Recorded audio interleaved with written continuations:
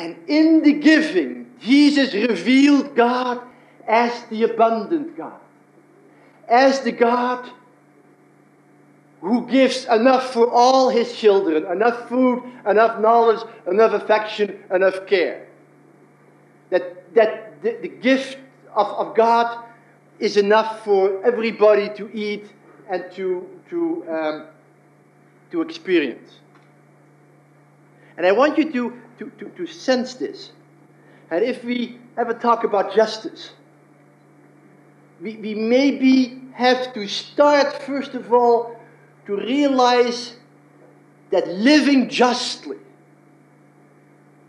means to recognize life as a gift of God, as a divine gift that is abundantly available.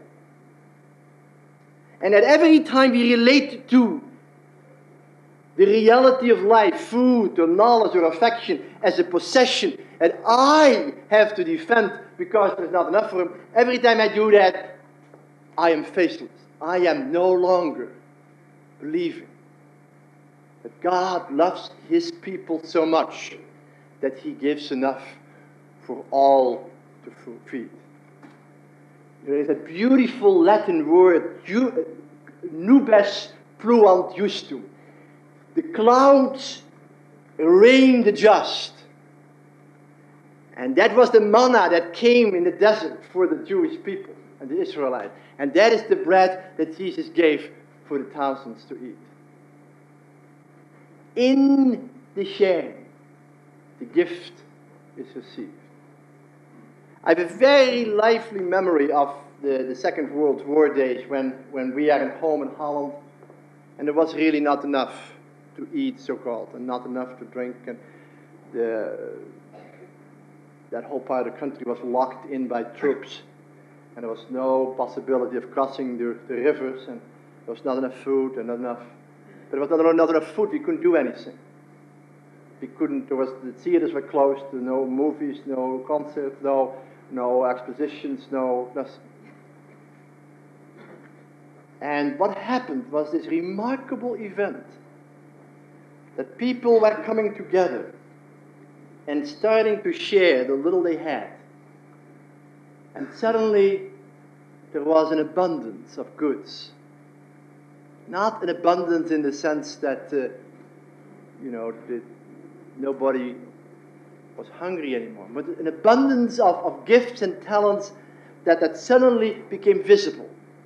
Suddenly we realized that there were people who could play music, and suddenly that there were painters, and that there were actors, and we suddenly had our own theater, and our own little movies, and we had our own little poetry readings, and we had all the things that we didn't even know belonged to us, because everybody had said, I can only do this, and I can't really do anything, and let's go to the movie, let's go to the theater, let's go to the museum. But now we all had our own museum, and our own theater, and our own poetry reading. And we suddenly realized that people who always thought of themselves as having nothing to give had enough for everyone. And there, I think, we might come in touch with the secret or the mystery of justice.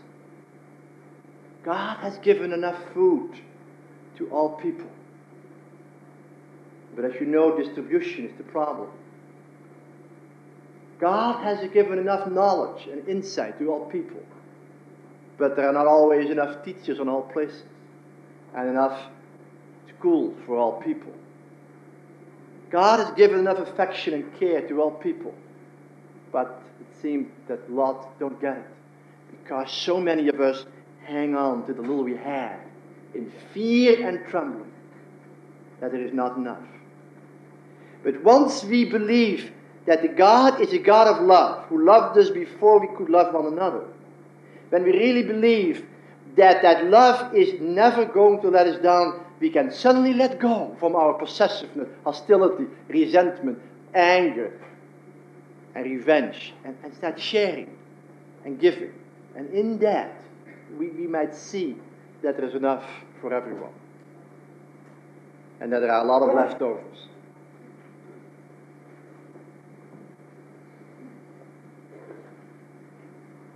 And when they had eaten enough, he said to the disciples, pick up the pieces left over so that nothing gets wasted. So they picked them up and filled 12 hampers with scraps left over from the meal of 5 barley loaves. That's the abundancy of God. And that is a radical breakthrough through our scarcity mentality. To our scarcity mindset that clings on in fear and trembling because we want to survive. We want to keep going. And Jesus says, give it away, give it away, give it away. And in the giving away, you will see the abundance for you and for all people. And you remember, that's not the very first time this happened. You remember? Go out fish. Listen, we have been fishing the whole damn night and not got anything. But if you want, well, okay. There we go again. And there were so many fishes, they couldn't even fill 2 boats. I mean, it was just abundant. Jesus didn't say, Jesus didn't let him catch 20 fishes. I know what he would have said. He would have said, well, that's an accident, but just happened to pass this little bunch of fish. You're lucky.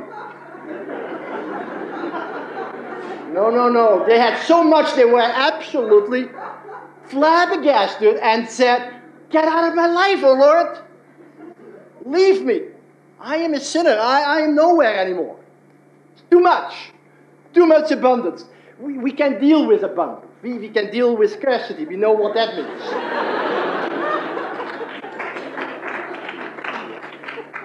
And when they saw, and see this incredible statement, and Jesus says, what did Jesus say? Don't be afraid. Don't be afraid. So obviously he was afraid. Peter was scared of hell. He was afraid for all this abundance that absolutely broke through all his control mechanism, all his defense systems, all the way he was thinking about life and how you make it in life. That didn't fit at all. Get out of my life, Lord. He said, don't be afraid. Don't be afraid.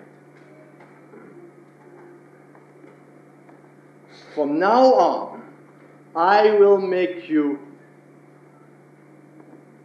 catchers of people. And they left everything and followed him. Everything. They left everything because they suddenly saw that this was the Lord of abundance. The Lord in whose presence there would be enough for everyone. And therefore, they didn't cling anything to anymore, not even to their jobs. And they let it all go. And they followed him. Imagine, when the Lord had revealed himself to them as the God of abundance, then they could be really poor. Really poor. They gave it all up. Everything. And they kept sharing and giving it.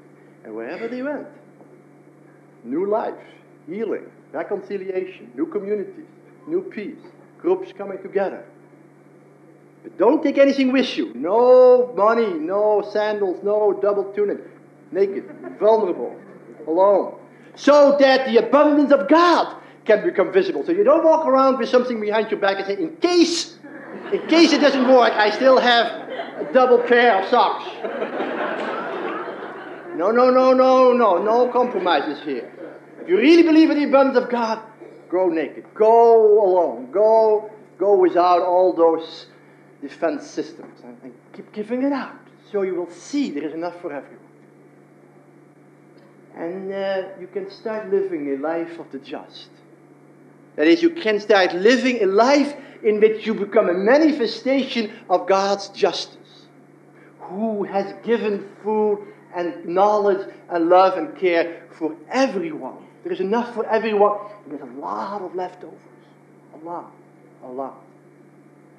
So maybe with that we can start thinking about our life and our work and what we are here for. Because you know that violence and a building up of arms is defensive. Is to hold on to what we have because we want to survive. And we build and build and build and build and build until we are muscle bound and we are so strong that we can move like Goliath. Little David, little boy, always little boy, bang, fled. Oh. Thank you.